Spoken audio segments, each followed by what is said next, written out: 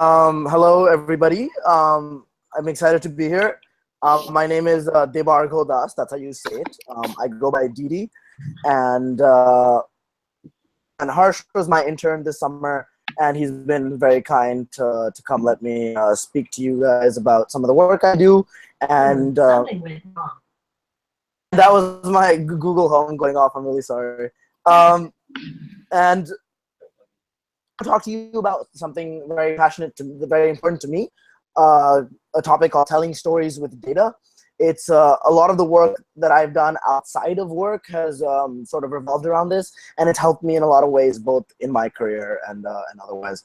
And for context, like it's 8 p.m. on a Monday. I've just done with a hard day of work, so if this presentation is terrible, then you know that I have an excuse.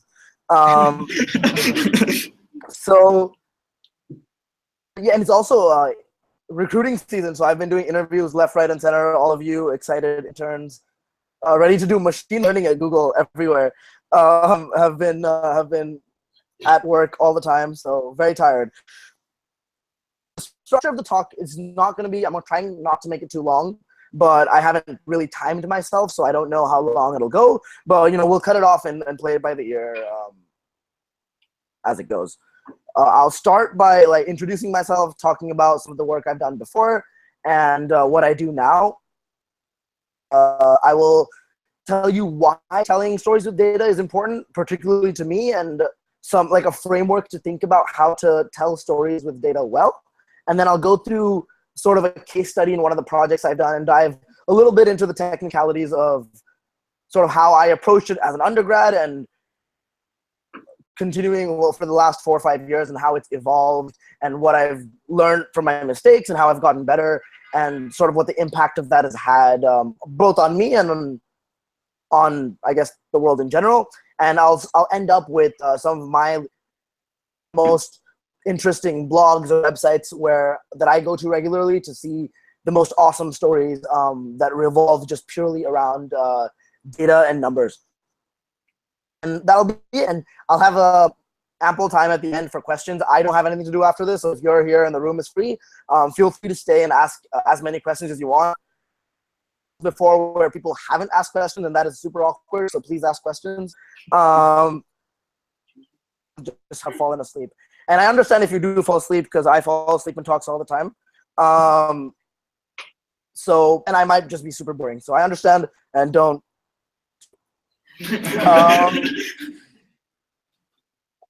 Further ado, I like to go over some of my background just because, I've been in talks in college where, people have just gone and rambled and I have no idea where they are or who they are and where they come from and what they do. So I always want to, I am much older now. I was born in 1992. I was born in India, in Calcutta. I was there for 3 years. And then my dad was in tech, and so my family moved to California, where I was for 7 years. And as an anecdote, when I was in Cupertino, we used to live somewhat close to Apple back in the day. I remember my dad very explicitly telling me, no one buys a Mac. Those are just pretty devices that don't have any functionality. And things have evolved a lot since. And I feel like my career in tech has sort of been shaped by my growing up a little bit in California. Grade, the family decided to move back to Calcutta. I went to middle school, high school in Calcutta, and then I graduated and came back to Cornell. In my master's in computer science, I focused on machine learning, particularly applications of machine learning with robotics. So sort of my my master's thesis was path planning in human environments. So how do you make robots move in human environments just without touching them, but without disrupting their flow? You probably don't want a robot moving right 1 inch behind you and avoiding you, because you might hit it. And so sort of motions and moving in a way in a human space that makes sense and that is human-like is sort of what the research was about. Sort of the quintessential example was, if a human's watching TV, you want the robot to learn that it shouldn't intercept the path between the human and the TV. And it was sort of a generalized approach. After I graduated, New York for a year, which was a tremendous experience. I worked a lot with data, Everything from tracking location, figuring out where our users are and how they move and where they go, and all the creepy stuff that comes with that. After a year at Facebook, I wanted to move to Google in search, and I've been working there ever since. I've sort of been on two teams while I've been at Google's 2016. The first team I was on was a query understanding team, so a lot of like natural language processing work. When you ask something to Google, both on Assistant or on the actual search interface, and we want to infer semantic meaning of that text. Right? So that's sort of the future of all of information need. You're saying semantically, we can't really serve you well. Search has traditionally sort of been an information retrieval system, and for the last 5-6 years, we've been veering off that. And the work on my old team involved methods and methodologies we use to parse queries and understand things better. But recently, I sort of veered laterally into search, into a sports team where I work with the Israel office very closely, and I help lead the cricket efforts. Cricket is a very popular vertical on sports, and in the world, it's the second most popular sport, one of the most popular search for things. And it's particularly important to me growing up in India. And I work on designing and implementing features for the new cricket experience on search to make it better and better and faster, and all of that good stuff. Some of the stuff I've done outside of work that I haven't mentioned is when I was in college, just like you, which is not so long ago.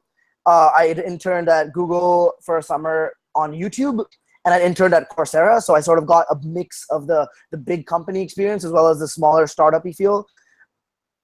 And one of the case studies I'm going to talk about is a blog post that I wrote way back in 2013 called "Hacking the Indian Education System." That involved, think of as the SAT of India, and I basically try to scrape all of that data and analyze some flaws, and I'll talk more about it later on in this talk. That led to like a TEDx talk in Bangalore, which was a lot of fun. And on the side, I had a pet project about a resume template, which has become somewhat popular, and which is unfortunate because you don't want to major in computer science and have one of your most important GitHub contributions be a late resume, but that's just how it is. Been published in some nice art, some Business Insider and Forbes, but they publish everybody, so that's not even worth mentioning. And recently, I did a whole weight loss thing. New York is a really hard place to be in as a nerdy tech geek, and so I had to do some life changes to fit in, and I wrote an article about that as well. And I blog on my website, so feel free to check it out later. Telling stories with data. Let's get to the focus of this talk. I sort of want to preface this with they do a lot of brainwashing and you drink a lot of Kool-Aid, but it's good Kool-Aid, so it's really good. And they tell you a lot about sort of this philosophy in which at big companies, which is not something you really think about a lot in college. And one of the first things they say is back in the 80s and 90s, sort of the traditional corporate structure was very different. Like what our parents grew up with was very different from the sort of culture of these companies today. My dad to this day is very unhappy with the fact that in shorts, and he doesn't think I'm a real adult. And the reason sort of these companies have been able to scale and make money, cultural change, is because they've taken a lot of the politics out of decision making. Facebook, they told us at the very first day there, happened with data. It's not a matter of leadership. It's not a matter of who's senior, who's not. It's a matter of whether you can pitch your story with data or not, whether you can make a case for yourself with the numbers, and that's all that ever matters. You know, whenever we test anything and run anything on both Google or Facebook, and let me know if you can't hear me. Harsh just tells me I might be cutting off at times, but I'll try to speak slower. Any feature launched on Facebook and Google involves an A/B test and an or experiment where we launch that feature to a certain percentage of our users and then see how the metrics change and with the control. make a decision based on that. And sometimes it's obvious, and we obviously launch the change, and it's obviously a good change. But more often than not, data is very hard to interpret.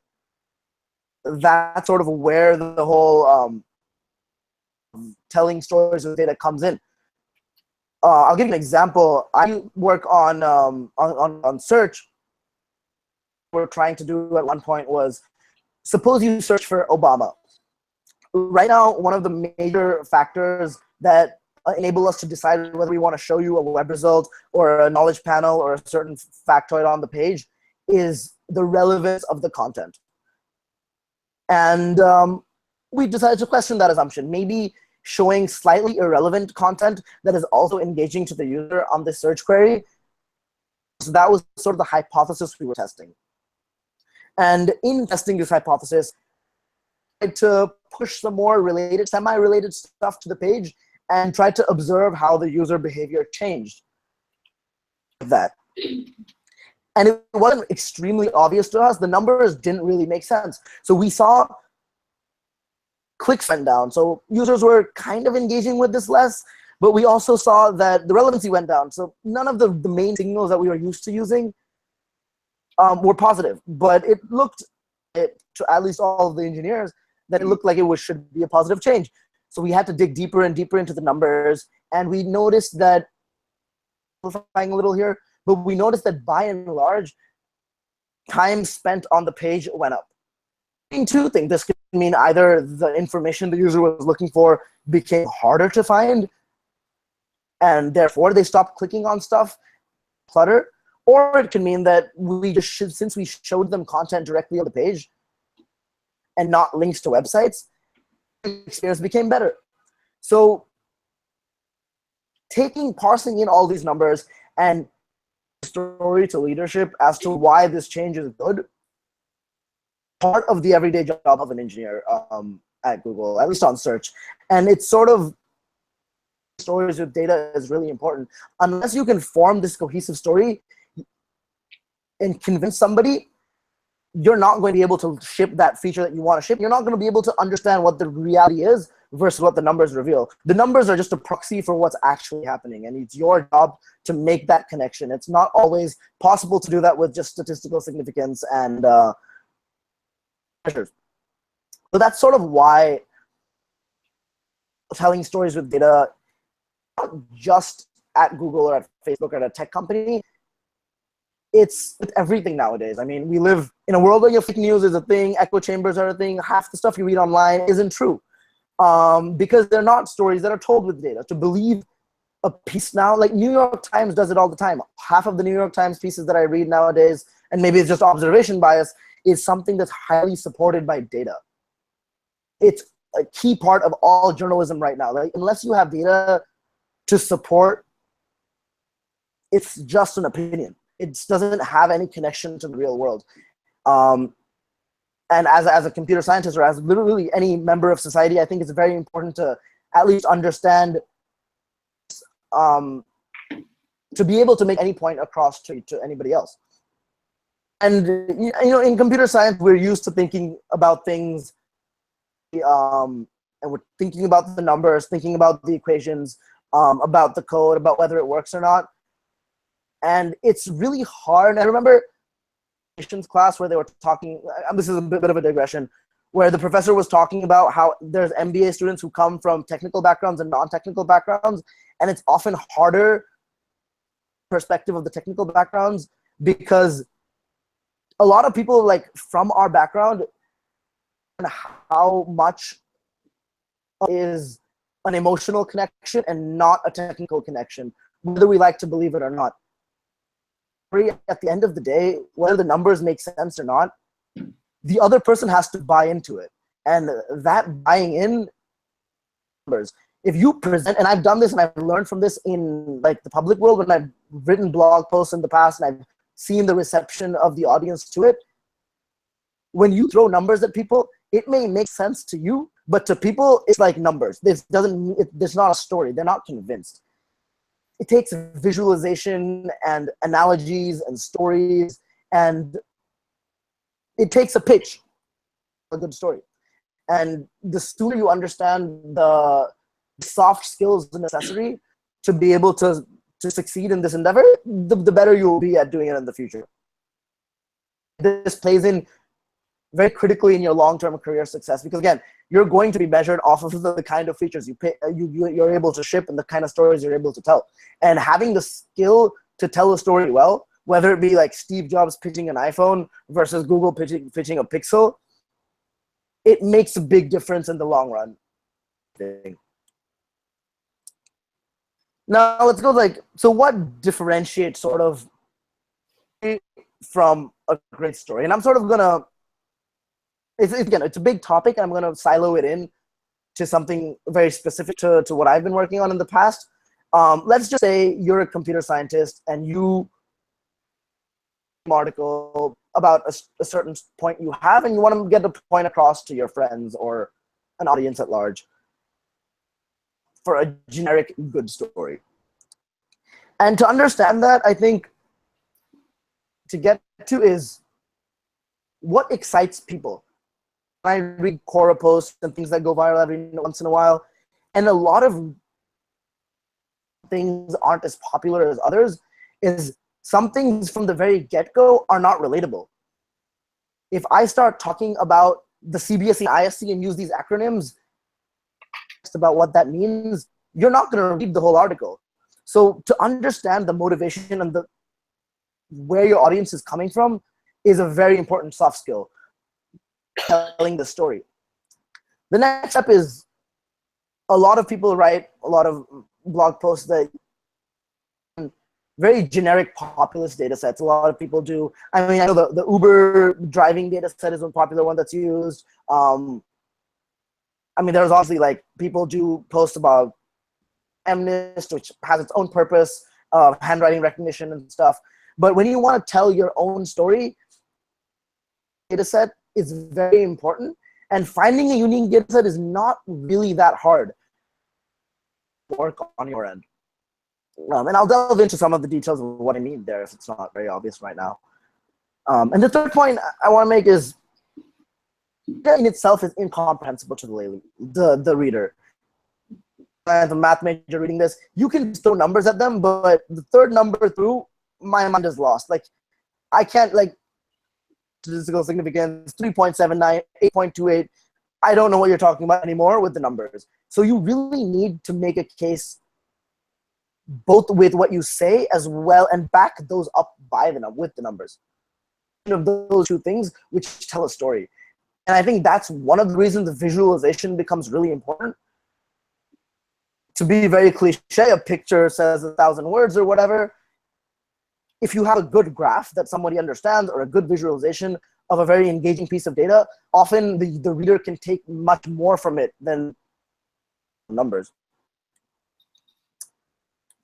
And so then I'll talk about a case study that it became popular in a lot of my circles in India a lot. And I want to tell you the actual story behind this. It was finals in sophomore year. It was a cold, winter at Cornell, and I really didn't feel like studying. And some of my juniors from my high school were excited to see their national level. So what happens in India is similar to the SAT, but kind of different. When you graduate, you give a national examination, and then you get your grades at a specific time, and you go on a portal, and you enter in your roll number, and you enter in your school number, and you get your results. And it's a big time. Education is very important in India, and it's something that a lot of people look forward to. College admissions in India relies on the results of this one examination. There's not really a concept of a holistic admissions process. It's a threshold on a number. So this is lives of more than 1 million students in India every year. And so my friends from school told me, hey, can you check out the data and tell me if you can see my results before they come out? I thought, let me check it out. And obviously I couldn't see the results before it came out, but what I realized in sort of digging through the system and digging through the code is, and this is how sort of the screen looked like at the time, that I could write a scraper to download all of the results and then tell them how they compared to their schoolmates. That would be kind of cool. A bit of a cultural mismatch I should preface this with. In America, grades are a much more private thing. In India, culturally, and I think China is similar in a way. In India and China, grades are not really a privacy restricted thing. It's something that you're meant to share. Very traditionally, back in the 90s, you'd see a board with every student and the grades that they got publicly. So I thought, let me scrape all the results. I'll be able to see who got the highest marks in what state, who got the highest marks in the country. It would be a cool thing to do. And so I did. But when I looked at these results and I was analyzing these numbers and I looked at some graphs and looked at some distributions, what I found was there were huge, one of the exams is called the ISC. In the ISC data set, there were random marks from 40 to 100 that were missing.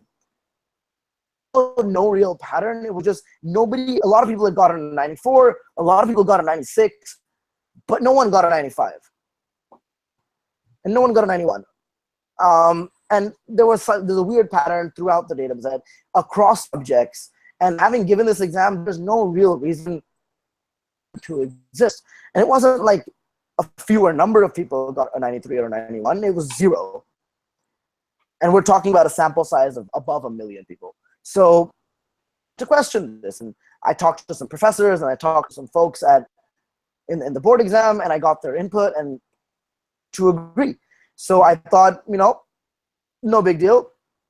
Maybe I'll write something about it and to go anywhere. But, it got picked up by the media and it became a big deal. And fast forward 4 years, now there was a high court ruling in Delhi, and they really want to crack down on this because it turns out that there's a mass scale market manipulation in India, and it's all around. It's just not okay. It's just complete unfairness at the basic level. A lot of hits, and then the Delhi High Court said you can't do this anymore, and we're gonna ban the boards from doing this again. Done this ever since from 2013 to 2017, and every year, sort of the way to scrape the system got more and more difficult as they tried to add security, but they didn't really do a very good job of it. But it's interesting to see how a small pet project for me, monumental impact on a policy level across the country in the education space. So that was a personal big win for me. Sort of the technical details of how I did it. So I wrote this post for the first time, and I sort of did an investigative journalism collaboration where I had WhatsApp groups with media journalists and tried to explain to them what was going on from 14, 15, 16, and 17, because there was obviously a lot of legal repercussions. There were people trying to get me sued, and I didn't want to be sued, but I wanted the data to get out. So I, a few years, and did the whole spiel, but no one really cared about the technicalities. And then sort of wanted to talk about it to people who do care, like you guys.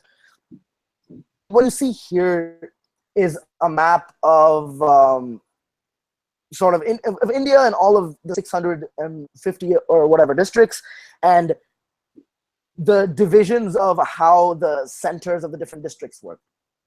There was 1 million people across the whole country giving this examination, and they all had different. The first number of their entire roll number was the name of the district. This is just sort of to illustrate how I sort of visualized them based on their roll number. And then I want to talk a little bit about what one of the conclusions were from the CBSE examination. Essentially, one of the big problems was that of grade inflation, trying to make people get higher and higher grades. But as you inflate grades in a bound interval, you have crowding towards. So in the blue distribution here represents how it looked like in 19, and I could retroactively manage to get data for 1995. And the green one represents 2015, where the inflation had just crossed all. When what happens when you have this major inflation is you see this crowding of grades and this big steep curve around 95. really affects how the thresholding process works in the college admission examination. And you have so many people getting around 95 that here and there is the difference between whether you go to a top college or whether you go to a very mid-tier college, because the exam ceases to be a good discriminator of talent. Everyone's getting good grades, so it classes in college with a very easy curve. You don't like, some people like those classes. I personally don't, because good job of discriminating. The whole point of an exam is to tell who's better and who's worse and who's average.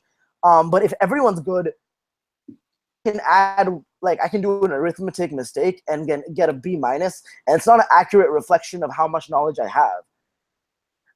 And that's the problem, especially on a mass scale like this.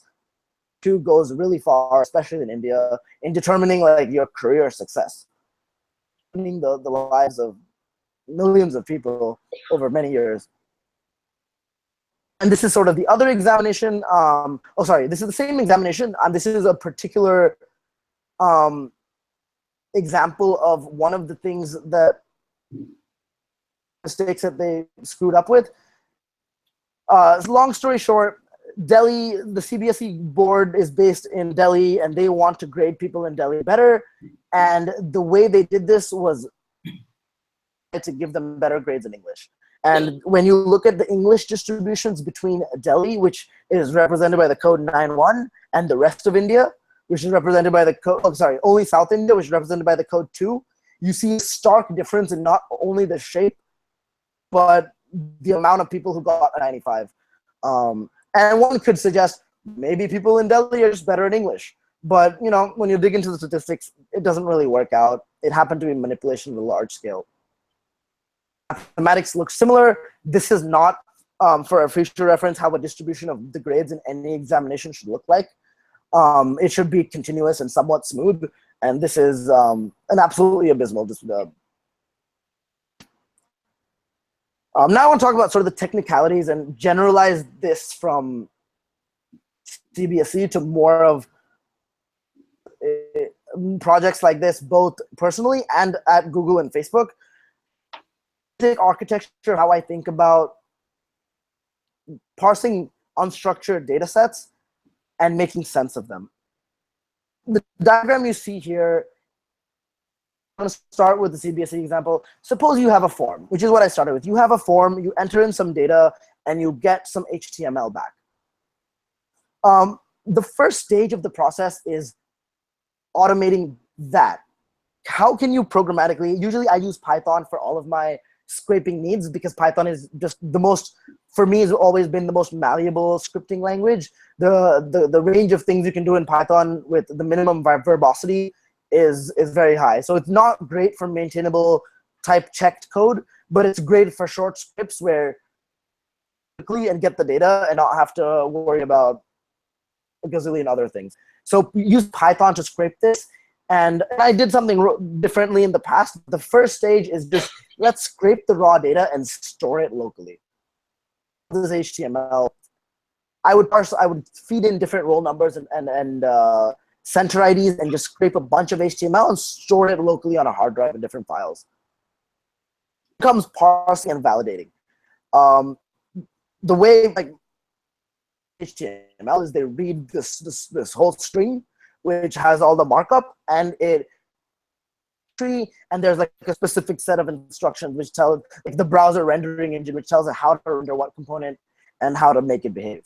When you do this headlessly, which means when you do this programmatically without an actual browser, there's still ways to parse it and get the actual DOM tree, and then pick and pull and find out the elements you need and get structure out of this data. The critical component of structuring unstructured data is, how do I take ML structured stuff like a text, parse the data out of it. And it gets a little hard and tricky for PDFs, but this is the core, I think, of the problem. It's parsing and structuring this data. And it's the most widely used in machine learning. All of machine learning involves data, and so you need a good, clean data set in order to proceed. So parsing and validating the data is, I use a library called Beautiful Soup. is an engine that powers parsing HTML files. And then what you can sort of do is, it's basic pattern recognition.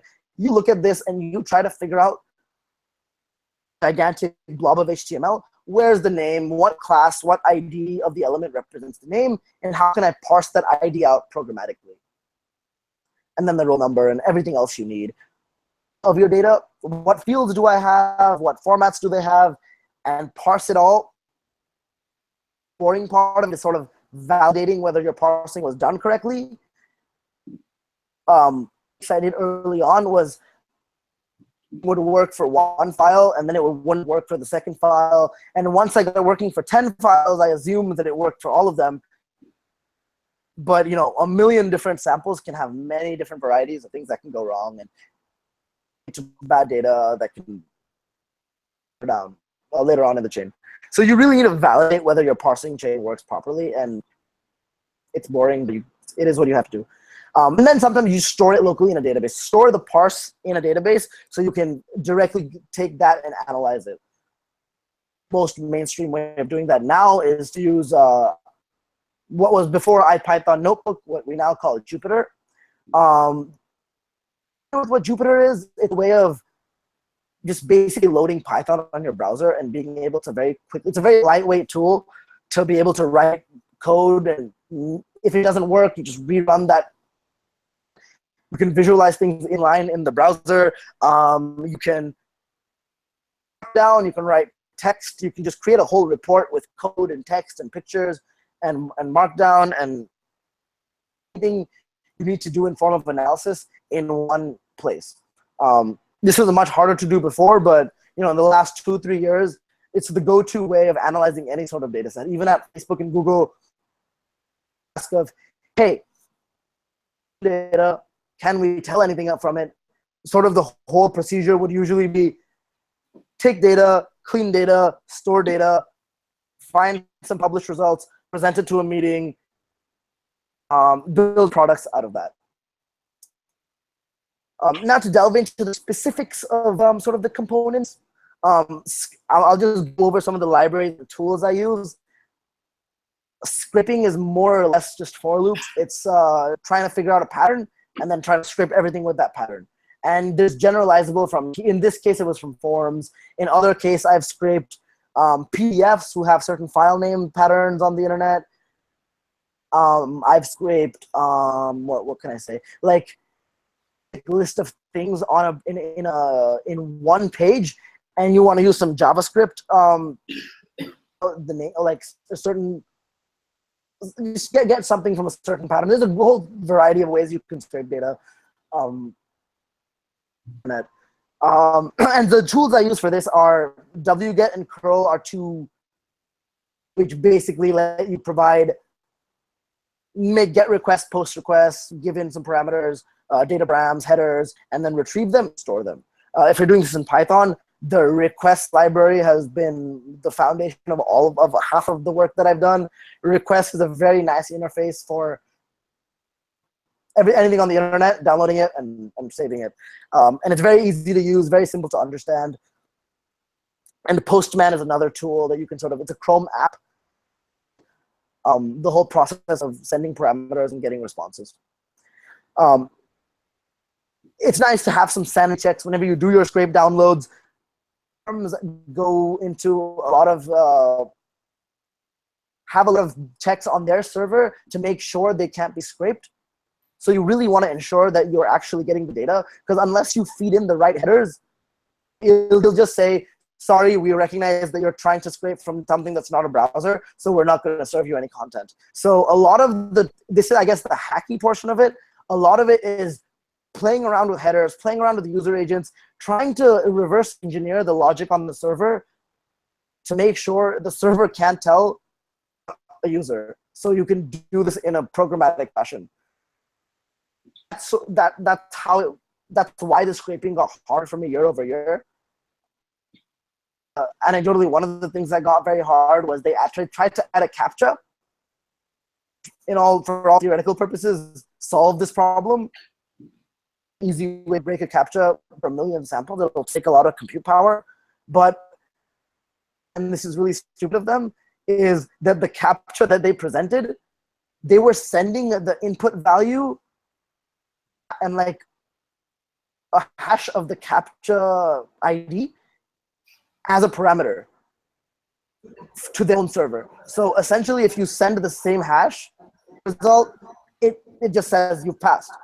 So you can literally just query the whole data set without actually having to solve the captcha. And the art, I mean, it's one of those things which, funny, when I tell this to somebody else, they're like, oh, anybody could have done that. And it's true. Anyone could have done that. If you go to a DEF CON conference, half of the hacks are, yeah, anyone could have done that. But like figuring out what that hack is the art. With it, trying to see what the parameters are, trying to see if it can be broken is exactly half of the problem is. Now you save the result in HTML. The reason, and I made this mistake earlier, I tried to parse and scrape in the same step. It's not hard to see why this is a bad idea. If you have errors in your parsing, you have to do the scraping again, and scraping is very time consuming. You don't want to have to fire off requests, which take hours and hours and hours, error because you didn't catch an exception, and then have to fetch all of those 500,000 again. So saving them into HTMLs drastically helps your productivity and lets you progress with the whole problem. And logging is something that no one wants to do, but the more you log, the better you understand your own errors. And everyone has errors, and there'll always be things that you haven't expected. I'll give you an example. Like I remember made when scraping the data and trying to parse it was a grade between 0 and 100. It seems like a very obvious assumption, and it worked for the first 10 samples I looked at. Sample 500, and it turns out they replaced that text with ABS, and it failed. And I didn't catch the exception, and it kept failing, and then I had to redo it again. And something like this is very time sensitive. They can take down this data whenever they want. So it's really important to be there and be on time.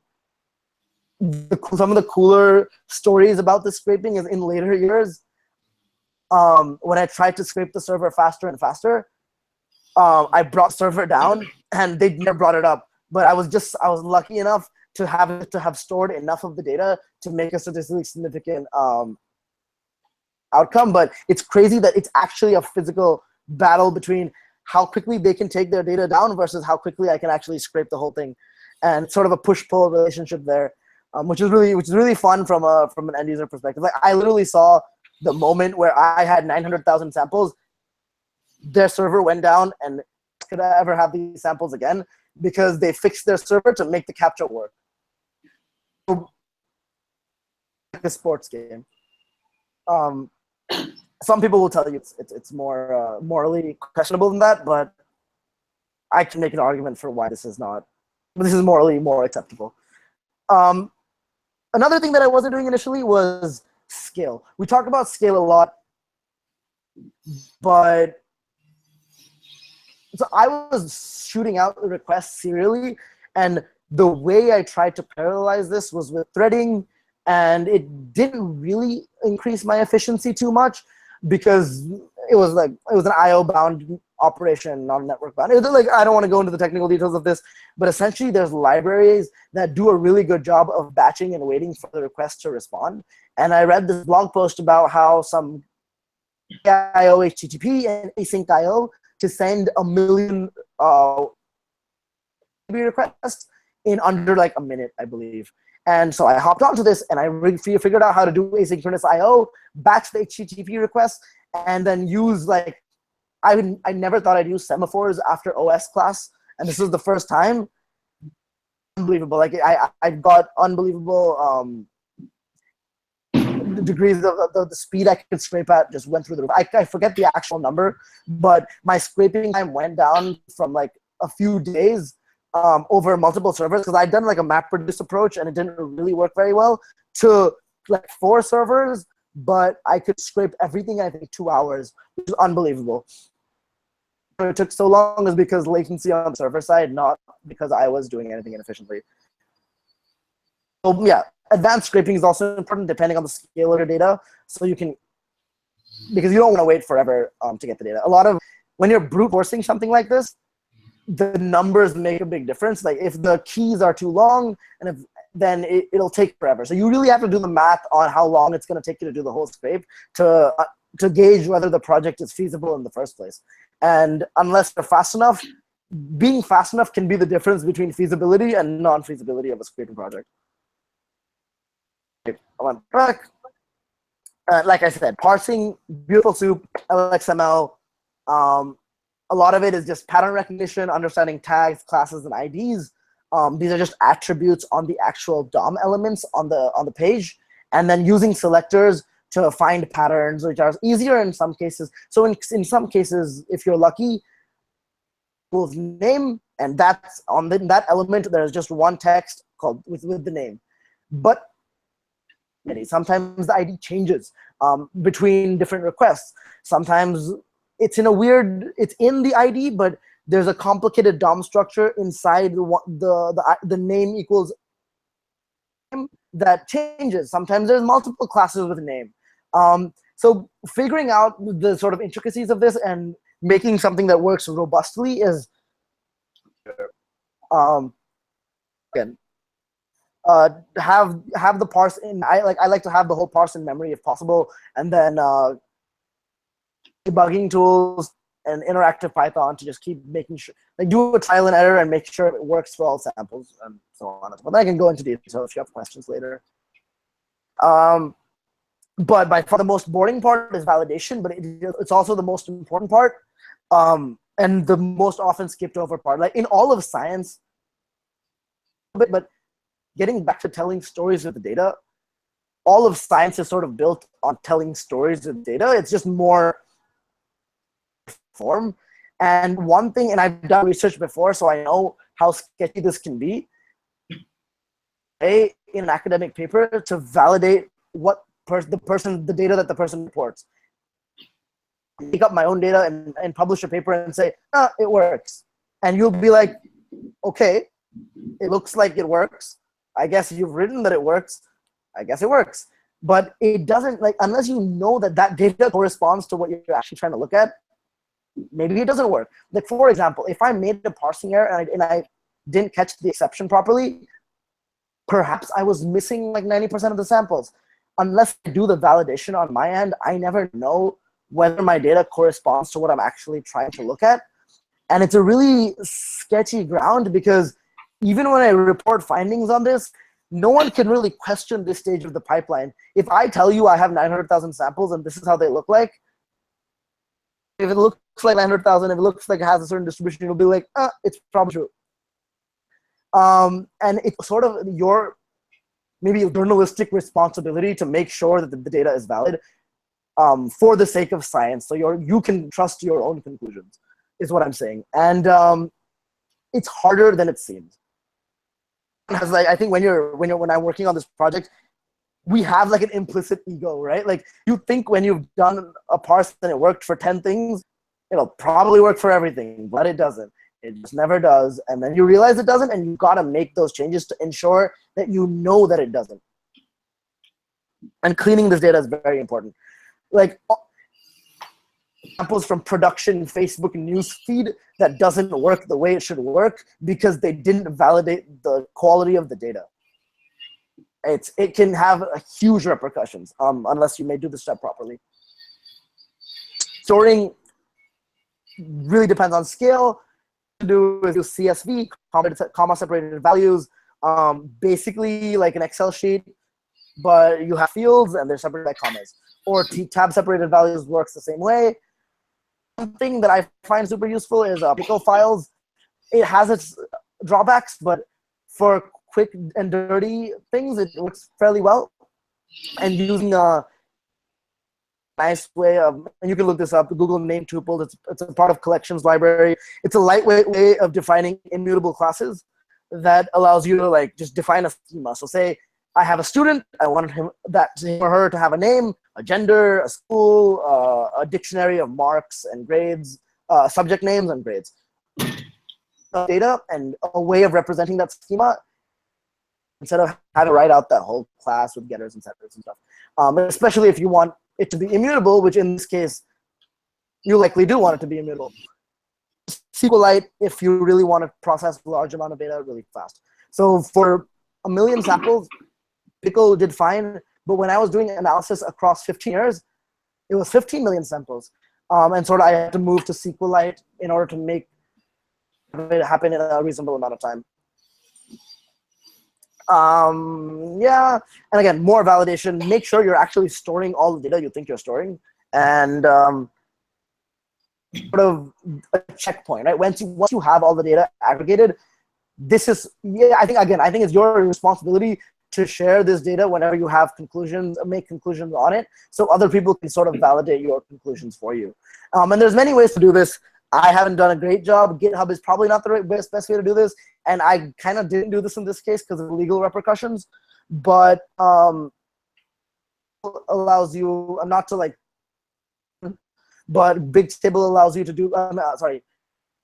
BigQuery. BigQuery is one of these public Google tools that lets you open source big data sets super easily and lets the public query them. There's a lot of very cool data sets on Bigtable. Trees of Reddit comment threads, posts, comments, upvotes, all of Uber data in New York for a certain time, Lyft data, cab data, pickup points, drop points. There's a lot of interesting stuff that you can find on the BigQuery sets. And I realize I'm sort of running out of time, so I'm going to try to wrap up quickly, but I'm almost done. So bear with me. I know this might be overbearing on the technical front. We're going to mention keywords, and I know you guys can Google this and figure out how to use them. Matplotlib is what I use to plot things, and a lot of people use Matplotlib. It's like the quintessential, I think, IPython or Python plotting library that's based off of MATLAB. But it has the worst API. I cannot that it takes me like 30 minutes to do a lot of this amazing stuff, and then 45 minutes to create a nice bar graph. And it's like, how do I put a label here? How do I scale? I find the API very annoying, but it's something you have to live with. And there's like things like Plotly and Bokeh and some of the other ones, but I haven't really explored that space because Matplotlib is the go-to. And Matplotlib creates you not want to read the rest of the article. They create the most boring looking graphs. So I highly recommend using Seaborn. If you import Seaborn, it auto skins all of your Matplotlib graphs to make them look, 21st century startup-y. Nice colors, pretty sober colors. The grays are nicer. The text is Helvetica. It looks very nice. And so definitely use Seaborn. One of the small gems that I found is Counter. When you're analyzing a lot of data, one of the first things you want to do is see distributions. How many people got a 95, 94, 93. Seeing distributions is very easy with the Counter library from collections import Counter, rather than having to write a small script to make that distribution for you. Counter is a very lightweight way to see what are the most common samples. How many different kinds of values do these million samples take?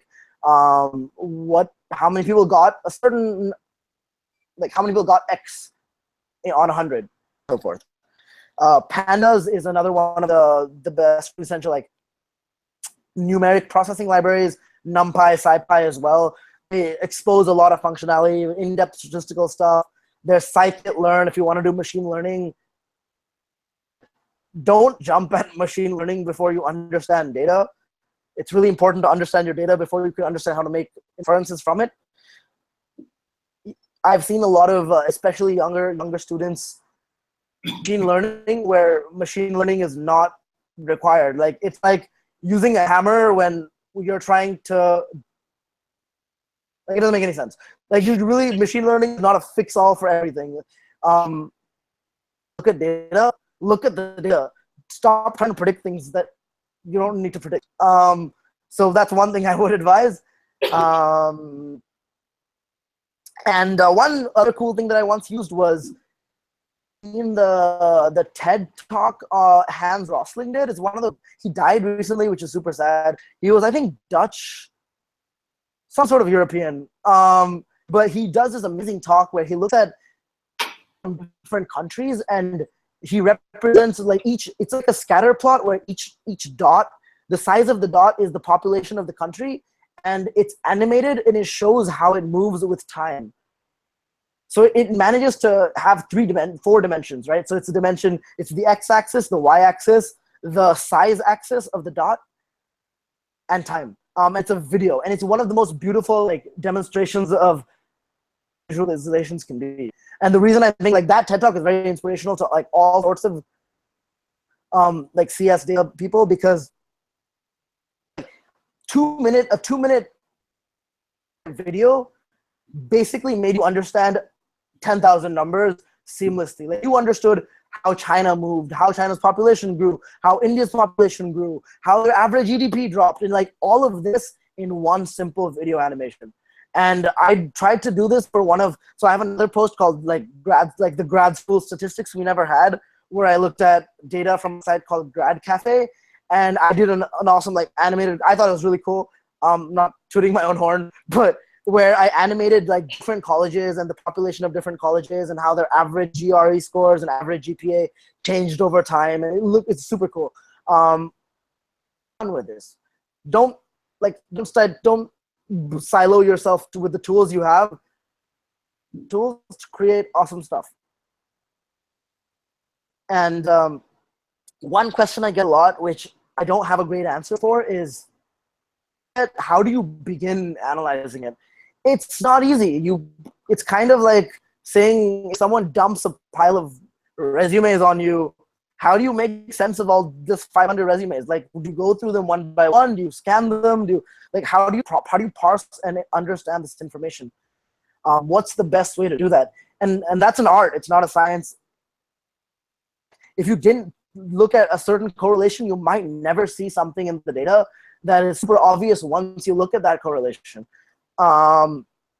But spend time on it. Like it's literally a laborious task, and it's what data scientists do most of the times. When you run that A/B test, a lot of your work is to understand and figure out what the right metrics are and what you should be looking at. One of my favorite quotes I love to say is, it's by my ML prof at Cornell, Professor Watkins, Thorsten Watkins. He likes to say, how can you improve if you cannot measure? Measuring, and I don't know, really this kind of very loosely relates to this, but unless you can measure things, understand how you're doing better or worse, or understand anything from the actual data set. So it's really key to analyze in the first place. But and going forward, there's a bunch of things you can do. I'm not going to go into the details. Different kinds of data have different. If you have a numerical like float data in a bound interval, there's a certain way to deal with that. If you have unbounded float data, there's a certain way to deal with that. If you have language data, like textual data, there's like bag of words models and character length models and a lot of models that help you deal with that. So another thing you should do is explore the region, Google for it. Like Googling for it will solve a lot of your problems.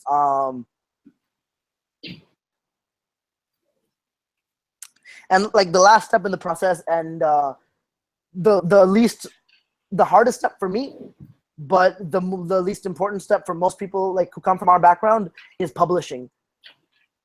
We're taught computer science school students blog, where I realized that the average GRE scores divided by major for applying to grad school, if you split it up into verbal and quant, I think CS majors have the worst average verbal score or read much in college. We read code and write code.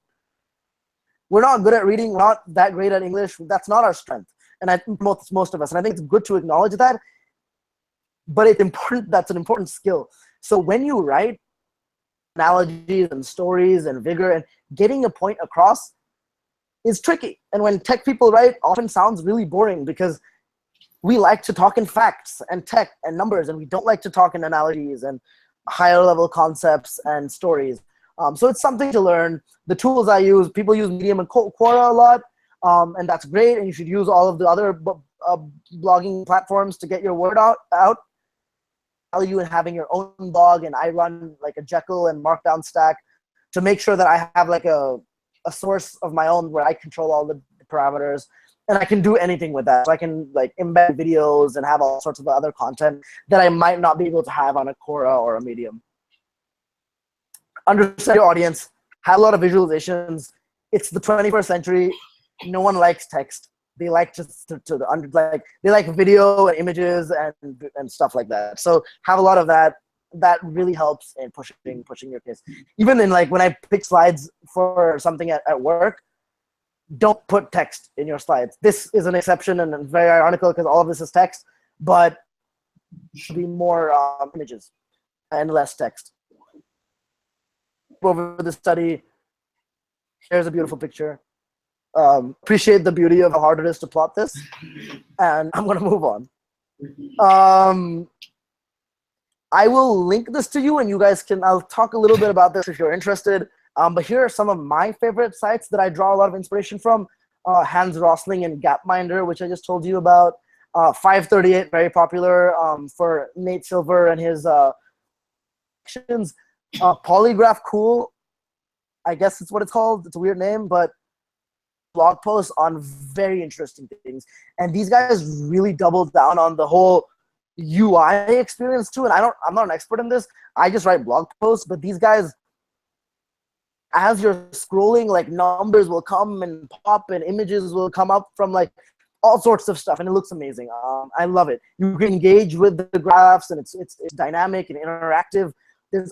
And the topics that they deal with are extremely cool. Make things like it. I don't know how to. One of my favorite ones is the Bechdel test, where the Bechdel test is a test of specifics, but